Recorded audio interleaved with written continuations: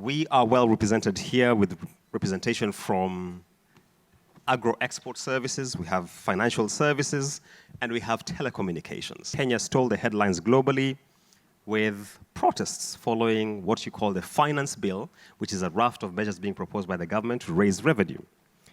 We have seen similar social pressures in Nigeria. We have seen them in jurisdictions like South Africa this year with the value-added tax. Speak to us about the uniqueness of this moment. What you saw with the Gen Zs or the Gen Z-led protest there was just, first of all, start listening to us, consult us about what you want to do, and more importantly, ask us where our priorities are.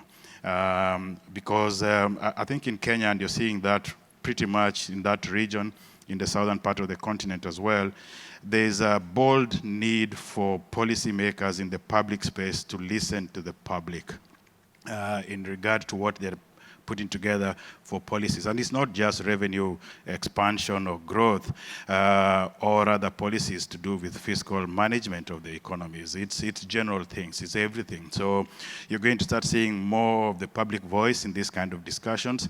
And I think governments need to get used to that. The days where policies are written and rolled out for us to then just implement without consultation, those days are gone. And the vehicles for those consultations exist. And sometimes they do put forward policies that need to be considered, and sometimes they do get considered. And I'm talking generally now across the continent. But often what we see is that work being done as a tick box exercise. And so the government is very clear about what they want to do. They want to do it anyway, and they go and do it whether the population likes it or not. Those days, I think, are behind us, and you're going to see more of this public unrest and pushback when that consultation doesn't exist. What we have seen across the continent with the social pushback, there's a demographic element to it. Martin did mention the Gen Z. What is the peculiarity around this, and why is it being led by this demographic? What I feel is that some people in the past generation have messed up on public finances and many things, and I feel they have to pay the bill. So it's really important to engage them, as Martin was saying, and to explain to them and to link the tax with public service delivery. It's not only about raising taxes. What people want to see is, what are you giving me, right? So, but I think this critical issue of equity between generations is absolutely important. And I think we need to have these conversations, not only on public finance, but on issues like climate change, etc. Because I think the feeling is that we young people are paying the price of something that we didn't do. So these are people who are online not only to consume content, but are online to organize, to mobilize, to voice their concerns. And it's something that can no longer be ignored because we sort of think on the continent that social media is for people to just consume content.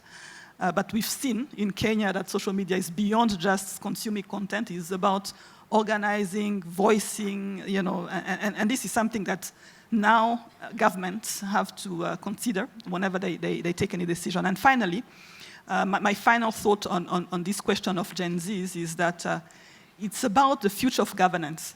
How do you govern, not only in the public service, also in the private sector, in companies?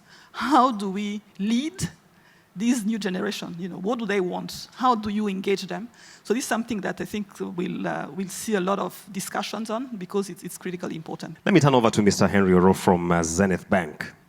Seeing the pushback that we have witnessed in Kenya, in Nigeria, and other jurisdictions, what would you recommend as the optimal pathway for agents of the state to engage civil society, citizens, private sector, and any other stakeholders? But let me first start by saying that the problems we are having are not generally revenue issues around Africa. The problem is fundamentally how do we appropriate revenues, all right? And over time, the citizenry have seen that government, there's no trust in government, all right? And when there's no trust, there's backlash, all right? Now, there's no trust because government in implementing these projects, these reforms, do not consult with the citizenry, All right, so consultation is a fundamental problem. When people are consulted, they feel ownership, and the policy reforms have better outcomes. There's higher compliance, and there's better implementation. So it's just a problem of lack of consultation with the populace. Now, government these days think, George Orwell in his book, in Animal Farm, he said, for most government, they think that you keep the truth away from the people, you tell your lies boldly and persistently, and the people will be made to believe everything. But today, the Gen Zs, like you said, they begin to see that the half-truth is not good enough for everybody these days. The Gen Zs are more or less the vocal group, but it's affecting everybody in the chain. So governance is important. This has been discussed again and again, even in the plenary session. There's poor governance. We need to improve governance. We need to improve consultation. And the consultation should not just be the tick out the boxes issue. It has to be meaningful. It has to be transparent. Most of the time, the issues, the government has made up its mind on the implementation path, all right? People, there has to be feedback. People have to trust the process, that their ideas are carried and the ideas are implemented.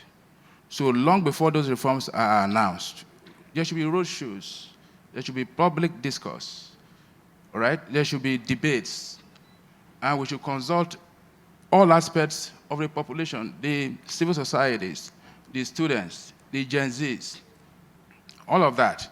The Gen Zs have become very vocal, particularly in our continent, because they are seeing very limited opportunities created for them.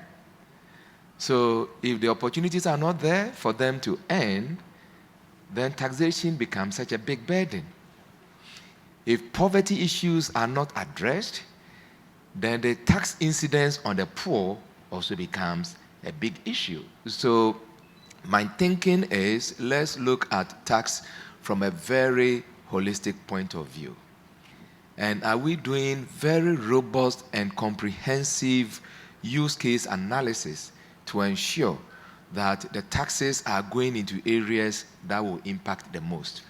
Because if the taxes are going into areas that will impact the most, then you use those proof points to engage and to consult, to say, the last tax that we collected, that $100 million that we collected in the past 2 years, this is how we have used it for, and this is how it has benefited you, and you have something to show, for which to say, if we go to the next tranche to collect the next 200 million, this is how it will benefit. So for me, we need to really engage around substance rather than just engaging by confirming, engaging by expressing, and engaging by informing. That is not enough. Diane, you're from the financial services sector. In many of our countries right now, you'll find even excise on financial services. Are there sectors that should be deemed untouchable by taxation? Exemption is not good tax policy. And I think because you give a cash back to someone like me, but also someone who's poor. So I don't think that's a good tax policy. I think what governments are doing now more and more is to put indirect taxes on mobile money transactions, on financial service transactions, because direct taxes is not generating enough revenues. And this is mainly because our countries have large informal sectors. And it's just difficult for government to collect these taxes from revenues of people earning money from profits. But indirect taxes is also not a good tax policy in my view, because if it's VAT or if it's a tax that is attached to my mobile money transaction, it will affect more the poor than me, for example. So what we need to do in the financial sector space is that we should help our economies on the continent become more formal. And the way we do that is actually increasing access to finance. Because if I'm lending to an SME, typically that SME is going to move out of the informal sector, because I will demand as a bank that the company gets registered, that the company is tax compliant. And this you're also helping, at the same time government collects more taxes. So I really feel exemptions is not good tax policy.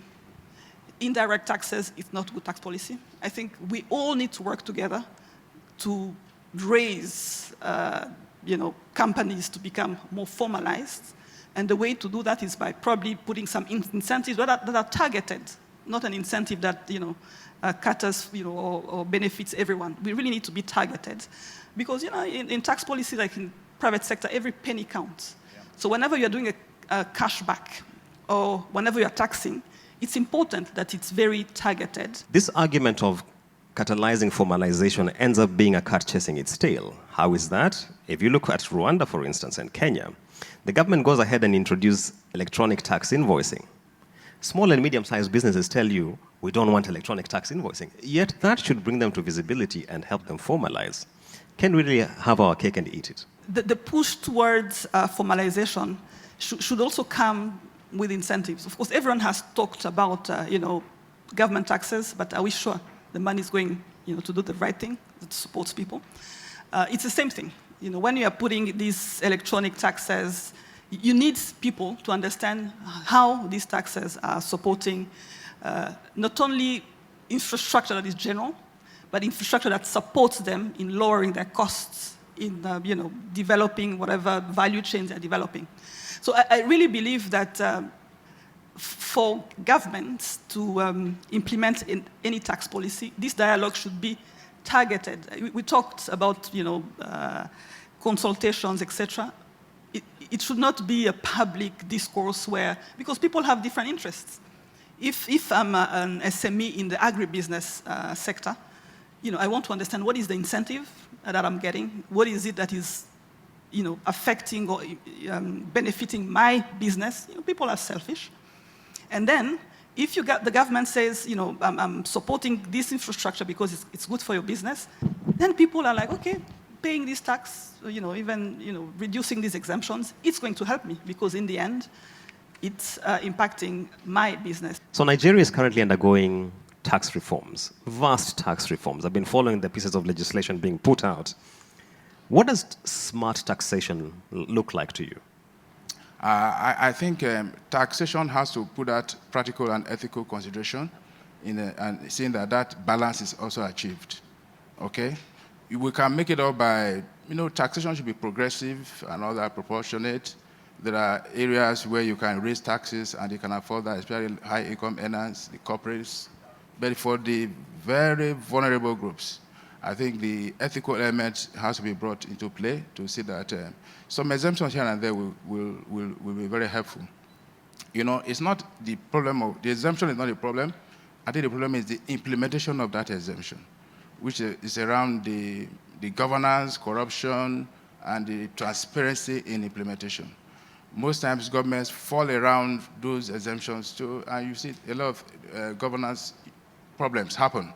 Once we fix that problem, I think I'll be an advocate of exempting the extremely vulnerable somewhere to take care of the ethical and balance and make it up somewhere around where the income bracket is stronger and better.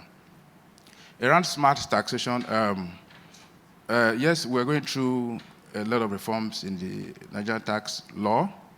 As a matter of fact, that tax law also, recognizes this level of the fact that the ethical consideration in taxation. For a certain tax bracket, you are exempted from payee. If your income is at a certain level, 800,000 thereabout per annum, you don't pay payee. If you're a small company, your turnover per annum is less than 25 million naira, you don't pay CIT, corporate income tax. I think that's the ethical part of this. And that is built into the entire tax framework, okay? Now, the smart taxation is there. In telecoms, for instance, when you do your sessions, you do your USS, you make payment through digital platform. You have to pay about 6 naira 50 kobo per platform, per session. And there was a backlash, all right? But we went through the process of engagement, transparent engagement with the populace, and over time, that backlash has been reduced. We find ourselves in economies where, as I indicated, the income levels and capacities are very, very low. And if income levels and capacities are very low, you go for scale and margin. So if you want to just focus on few multinationals and corporates, then often we would continue to find a situation where these corporates will be overtaxed.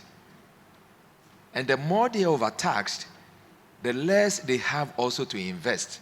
And then you limit the ability for them even to generate employment. And you also limit the ability to attract more investors into the economies. And in the process, you create more, harm and damage to the economy. It's a vicious cycle. In terms of employment generation. So that is one side. And it is the same pressure that is encouraging most economies to now more or less tax where they see money. In this case, mobile money. But who is doing the mobile money transaction? It's the same poor person who does not have enough, who is receiving these remittances from those who can support. Money is transmitted from urban areas into the rural areas. You put it together, and that is the money that you see under the light, and you think there's a lot of money to be taxed. You even introduce a 1% tax incidence, and that 1% is 10% to the poor person in terms of what it means to their net in pocket. So the incidence is very big. You tax that money, then you discourage them from also receiving that same money through a medium that should help you modernize your economy and bring many people into the tax net in the long run. Again, we sacrifice the short term with the long run, and that becomes also an issue. So if you really think of taxation as something that you need to build over time and build scale for it, mobile money tax is something that you will never go near. Any questions from the floor before I get to my wrap-up close there? There's a hand at the back there. Do we have roving microphones? It's not surprising that the government is struggling to raise tax revenue. At the same time, we see the KRA taxing the write-offs, you heard that right, the write-offs and the losses of the financial sector. So having already lost money, that is then taxed again. And we're having to go to court and tribunals and appeals, and it sucks all the joy out of what should be a genuine mission to raise the economy of those in greatest need. My cri de coeur is simply to enjoin all business stakeholders to talk openly to government, to avoid the mistakes of the West. Don't follow the high tax, high spend model, which is failing across the Northern Hemisphere, because those Western governments are broke. I disagree completely with the fact that a small segment of the country should be funding the whole country. I also disagree with the mantra that you cannot tax the informal sector. I think those are things that are economic models of the 60s. The other thing is, what are we copying? I think that's what he's saying. The global north, do we have good examples to look at and say, let's follow this path? And if we don't, why are we following that path? So we have countries to run. We have needs to meet. We have revenues to raise. We must cut our clothes to fit that. Whether that fits some economic model from some place, somewhere or not, it must work for us. And so I think the Kenyan scenario is one of sometimes being penny wise, and you know how to complete that sentence. And that usually is a problem, because the people who are pound foolish don't see that their focus on these pennies is the reason they're not looking after the pounds. And so there's a discussion of you need to expand the pie. I mean, you talked about e-teams in Kenya, which is really putting the electronic system into the previously untaxed part of the population, which is huge. And if you find a way of taxing that so they can equitably pay for what we need to pay for as a country, you'll win, instead of squeezing the multinationals and smaller populations. I'll be talking to Mr. Henry Aro from Zenith Bank. With this new tax arrangement, the Nigerian National Assembly recently passed it. Do you really understand the dynamics, or it needs a lot of tinkering Because the truth is, every law is a working document. It's after you use it for a year, you'll be able to see some pitfalls. And I'd like to come to you, Mr. Ebenezer Asante. I want to ask you, as regards the mobile money taxation in Ghana and the flare-up that happened. I don't think tax revenue should be a burden for the few. That spread is very little. All right. I think in the 14th century, one of those North African thinkers, economists, and philosophers, Ibn Khaldun, he spoke around that in the beginning of, and he lived through several empires, that in the beginning of every empire, every dynasty, tax rates are low, but the revenues are high. But towards the end, tax rates are usually high, but the revenues are low. It is, I mean, when your rates are so high, it creates a disincentive for businesses and all that. What you describe as the APRO, again, it's not just Ghana. You'll find it everywhere this kind of tax has been introduced. And to understand it, to tax mobile money is just to tax cash. And we need to see it as such. Mobile money is just a medium of payment through an electronic platform. So why would you also have a tax system that is discriminatory? If I pull a note and pay, I don't pay anything. But when I pay it over a medium of a digital platform, I pay a tax just for the payment. And yet, just think about it. You also now want to encourage more and more people to move away from paper to electronic. And then you are also taxing electronic. And whilst you do that, you are rather impacting on productivity. Because if people also stop paying through the electronic and now have to send money through the analog means, it is impacting flow of money and even economic activities. So that's why I said we just need to find a way to connect all that.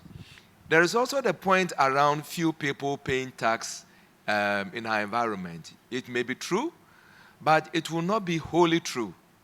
Again, when you look at it from the direct tax element, everybody is consuming. And if everybody is consuming, they are also paying the share of the direct tax. The question is, are we very effective and efficient in collecting the direct tax? Number one. Number two, have we increased productive capacity to also collect more and more direct taxes that, relatively speaking, is easy to collect? Number three, even as the economic transitions, are we also recognizing some of the non-tax elements that should be considered as part of the tax? I was talking about the example of infrastructure and where you have private sector participation. Today, if I am not paying any toll, and tomorrow I start paying toll, is it also considered as part of the non-tax element that is still impacting on me? And what is the role of technology? That is where we come in. So rather than even taxing mobile money, the question and the discussion rather should be, how can we use mobile money to be part of the problem finding towards expanding the tax network and the tax base? Let's see how we can have this technology work for us. In the private sector, we all have some AI journeys that we're implementing. But for tax, I think it's going to be a big one. How can we have a fairer tax policy that is enabled by technology to help government achieve many things, broaden the tax base, increase revenues, etc. So I think technology is probably going to be the answer. We just need a technology that is focused on what we want to do and something that is very contextualized. We cannot just borrow something that is coming from the global north. We need to find something that is addressing our realities on the continent. Ladies and gentlemen, let's appreciate this panel for their insightful thoughts on the tax test.